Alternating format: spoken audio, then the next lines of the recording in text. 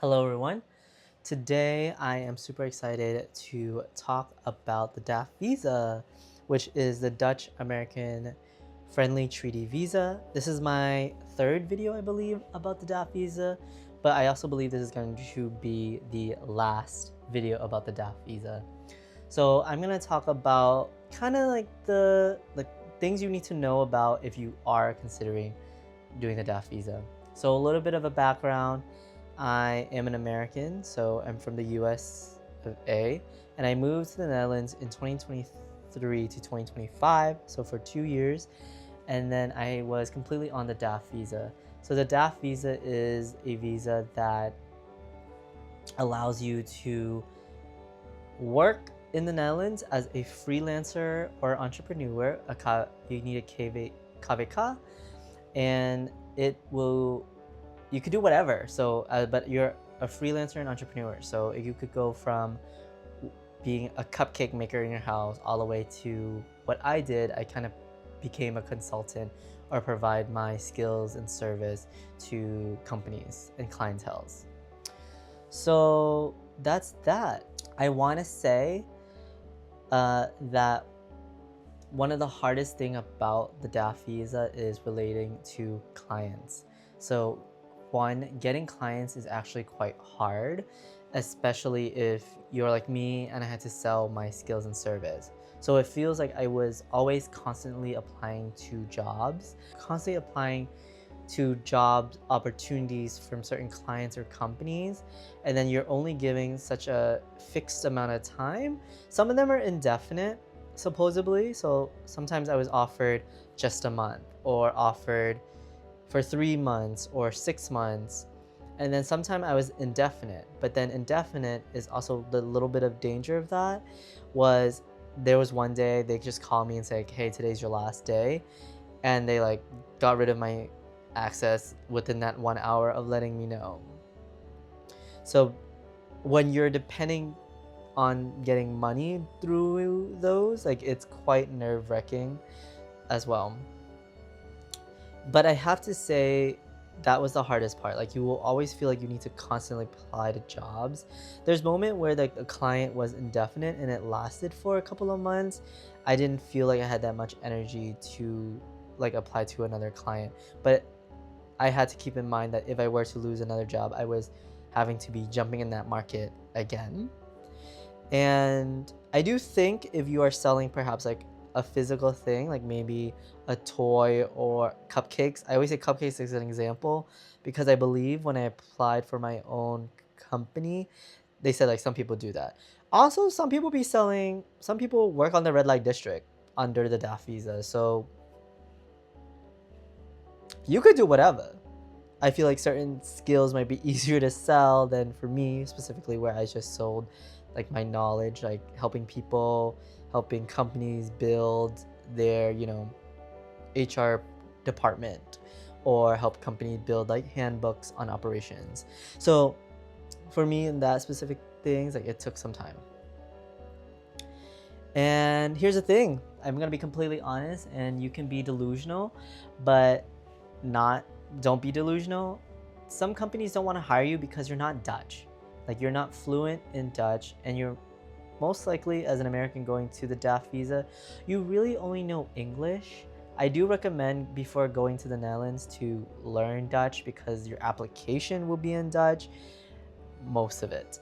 So it will be easier to know just a little bit. Een beetje Nederlands. But eventually you'll be there, you'll pick up Dutch, and eventually if you live there forever, you'll you know how to speak Nederlands, and then it'll be much easier. But since you're just going there, just be wary that some companies won't hire you because you're also competing with other Dutch freelancers and other Dutch entrepreneurs. So there's that. So because of that concern and that barrier, you'll notice that most of your clients will end up being American companies or international companies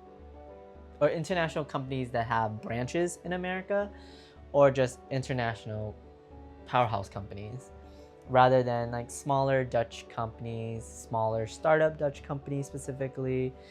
I did get to work with them, but I just also noticed that most of my clients were specifically actually American companies.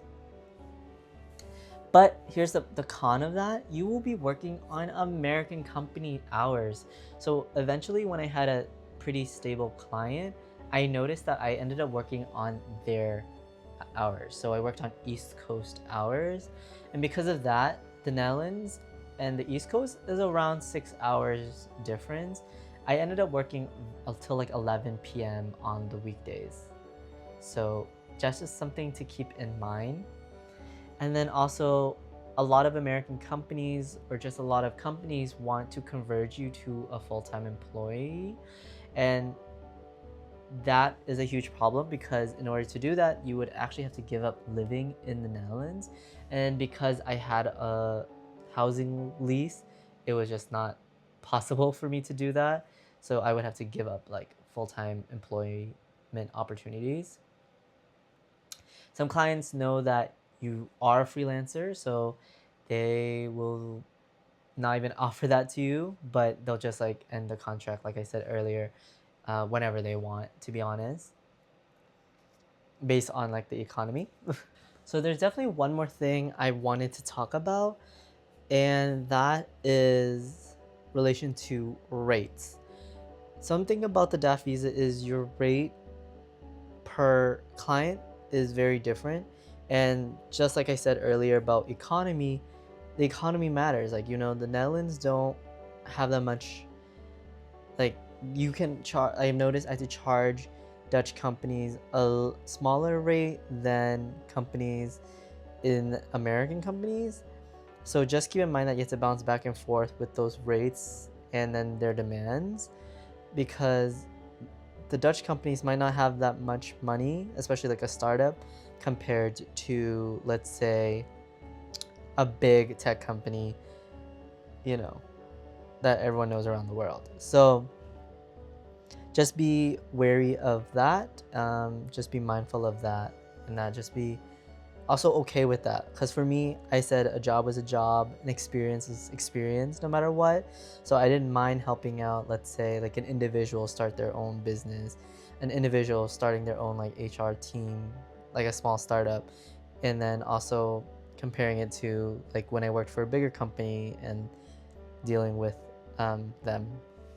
Another thing that the reality of the DAFT visa that people don't really talk about is housing. Like, housing itself is a huge crisis in the Netherlands. Like, a lot of people, like Dutch people with Dutch jobs, Dutch salaries, like can't even find housing. So now you're coming in competing with that. And that's a little bit harder because a lot of landlords prefer people with a Dutch salary job because that's consistent, and they know that if you're a freelancer, it is not as consistent. So I always say, like, if you're doing the DAFT visa, it's a little bit, almost 10 times harder to get a house. And even though a house is already hard, like either renting or buying. And I'm going to talk about both because I did rent and I also have considered buying. So let's go to renting for the beginning. So when you're renting, you have to show proof of employment and also proof of salary, like your pay slips and everything. But if you have a normal Dutch job, I've noticed that you only have to prove 2 months of salary. But I noticed that some landlords put a specification on applications where if you're a freelancer, an entrepreneur, or on the DAFT visa, you have to show like 6 months or even 3 to 6 months of your income, just for the landlord to feel comfortable with renting you a place and getting their rent money. But I noticed that might be hard because there are entrepreneurs, I notice sometimes I literally make €0, and then sometimes I make a lot. But that is just based on if I was able to get a client or not, right? So like I had like €0 months before. So, you have to be strategic with that. And now let's talk a little bit about housing. Housing, I think if you want to get a mortgage specifically, mortgages, if it's a Dutch salary job, like a permanent contract, they are more open to giving it to you. So most Netherlands jobs, they start with 1 year, and then after a year, afterwards, you most likely will get a permanent contract. But with the 1 year, it's quite useless. Like you won't really get like a mortgage if you only have a 1 year job contract. But if you have a permanent contract, you will most likely will be able to get a mortgage. That is only if you have a Dutch salary job, right? If you're in the DAFT visa, you do not have a Dutch salary job. You are basically a freelancer. So for a bank, I think I went to a certain bank, and then I asked, and they said that they need at least a whole year of my income in order, if I was interested, to get some mortgage. And that was a lot because they'll see the fluctuation. And I remember having such a low offer for a mortgage. Like, so then at my point, I was like, yeah, I'll just pay it in cash if I get a house that matched my budget.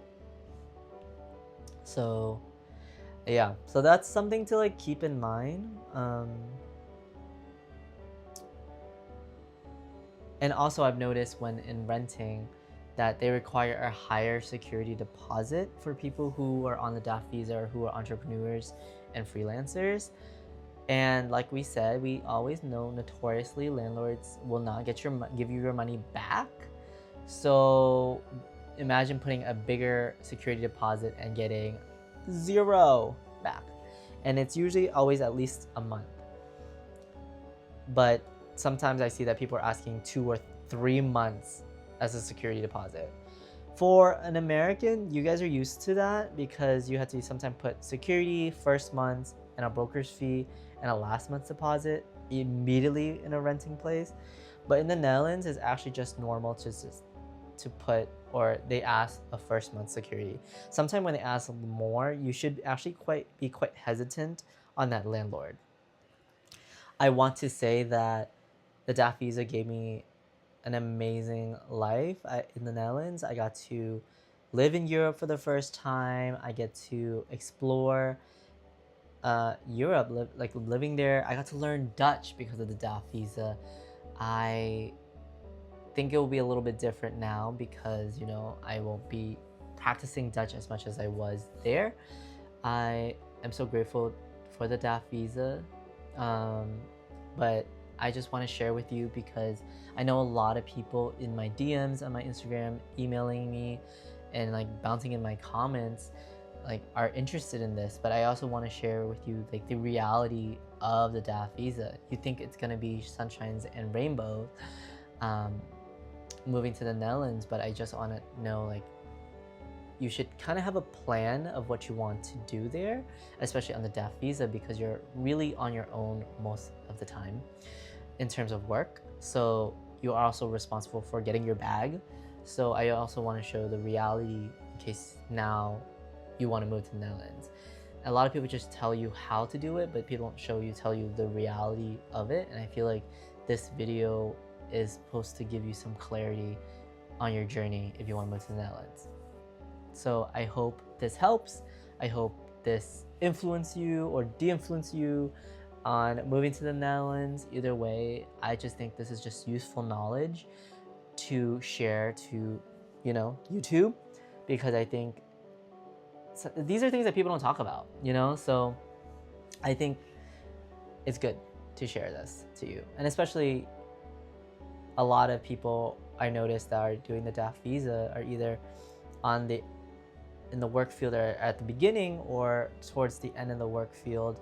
I do think if you are towards the end of the work field, it will be a lot easier compared to the beginning because you're competing with like the younger labor market, and that's a lot. But if you're in the older, in terms of like job, work experience, it might be a little bit easier. And I'm coming from my experience with, I guess, a little bit of a less work experience. But I learned so much through the DAFT visa. I got to meet so many amazing clients and companies. But yeah, And I'm very grateful for y'all if you guys ever pick up this video. So thank you guys for watching. I appreciate you for listening. And I said multiple times, I hope this helps you decide whether or not you want to go to the Netherlands under the DAFT visa. And I love the comment sections on these DAFT visas because I notice a lot of people are like bouncing ideas with each other, and I think that's so amazing. So yeah, and that's it. Bye everyone.